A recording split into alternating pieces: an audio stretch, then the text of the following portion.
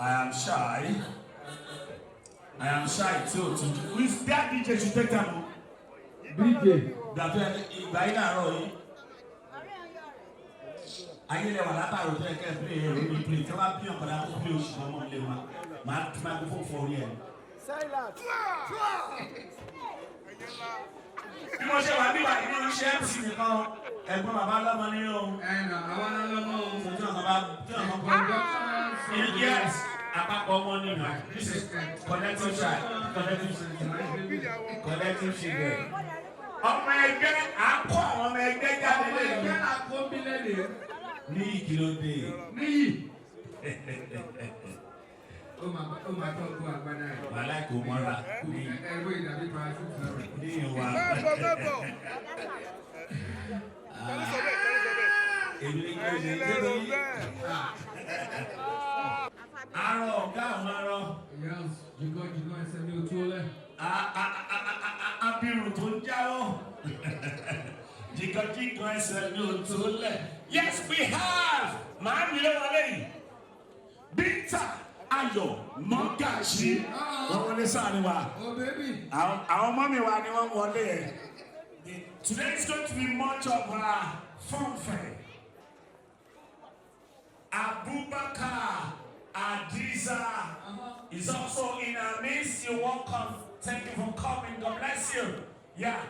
Shana. Anybody tá a bá kọ́ níbi ilé mi yàtọ̀ sí àwọn bíntà yẹn tí wọ́n jẹ́ sínú kọ̀ọ̀lẹ́ tí wọ́n bá fún wa lówó.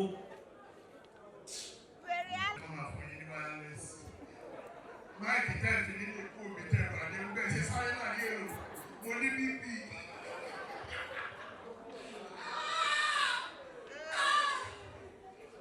Ọ̀gá mi rè o lẹ́kọ̀ọ́ máa yìn dé bàbá tòótọ́ sí i. Odun. This is one of the artists that doesn't go out anywhere. Ẹjọ please. Àwọn tó ń lo item nínú yín ẹ̀sùn sẹ́yìn ẹjọ. Ìpàdé lọ́gàá làwọn bí o. We have another vibrant kìí ṣe bàyẹ̀jọ. A living legend, an icon, a multi-talented, cumbersome, versatile actor, director, Kule Afford in the building. God bless you, my brother. Ogarabi.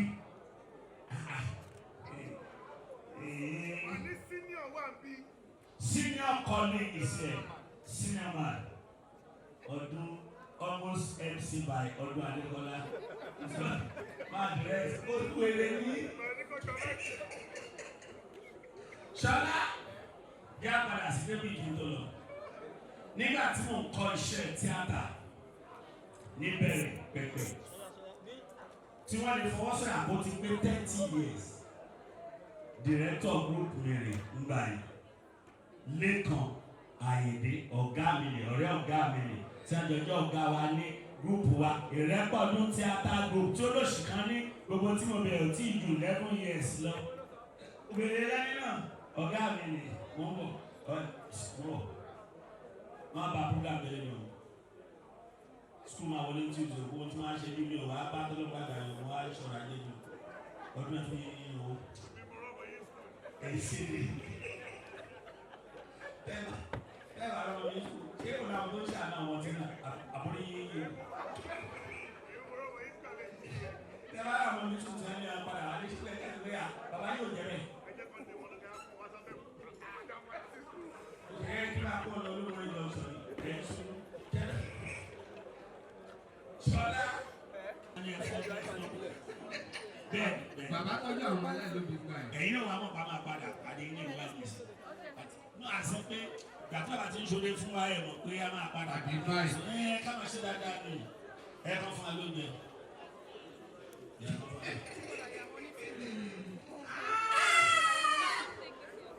Odunlade Adekola, world best. Tanimori, Kemi Korede 100%. 100. KKK go pocket. Kemi Korede 100%. Yomi ló wà lẹ́gbẹ̀ẹ́ yẹn. That is Yomi. Ọlọ́run. That's Kúnlé Afọ́d. Kúnlé Afọ́d, okay. Kúnlé Afọ́d ni. Kúnlé Afọ́d. Seyi Edun tó wá padà di aya ní Johnson tó wá ọ̀gá.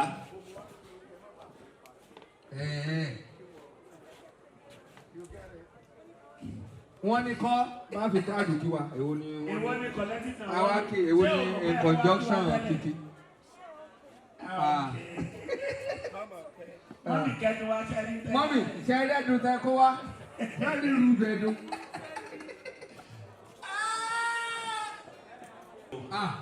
Mọ́mí.